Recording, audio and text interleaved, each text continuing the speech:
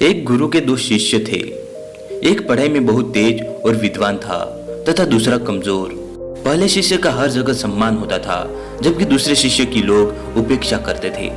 एक दिन रोज में दूसरा शिष्य गुरुजी के पास जाकर बोला, गुरुजी, मैं उससे पहले से आपके पास विद्या ग्रहण कर रहा हूँ, फिर भी आपने उसे मुझसे अधिक शिक्षा दी।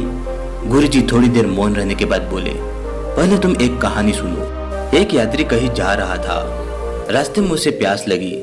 थोड़ी दूर जाकर उसे एक कुआं मिला। कुएं पर बाल्टी तो थी, लेकिन रस्सी नहीं थी, इसलिए वह आगे बढ़ गया। थोड़ी देर बाद एक दूसरा यात्री उस कुएं के पास आया। कुएं पर रस्सी न देखकर उसने इधर उधर देखा। पास में ही बड़ी बड़ी घास उगी थी। उसने घास उखाड़कर उससे रस्सी बनानी प्रारंभ की। थोड़ी देर में एक लंबी रस्सी तैयार हो गई, जिसकी सहायता से उसने कुएं में पानी निकाला और अपनी प्यास बुझा ली। गुरुजी ने उस शिष्य से पूछा, अब तुम मुझे यह बताओ कि प्यास किस यात्री को ज्यादा लगी? शिष्य ने तुरंत उत्तर दिया, दूसरे यात्री को। गुरुजी बोले, प्यास दूसरे यात्री को ज्यादा लगी थी।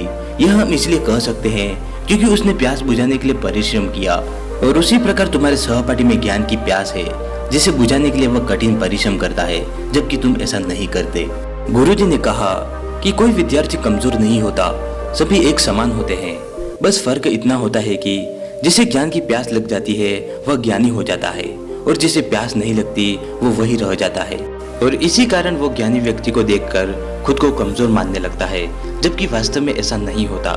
शिष्य को अपने प्रश्न का उत्तर मिल चुका था और वह भी कठिन परिश्रम में जुट गया।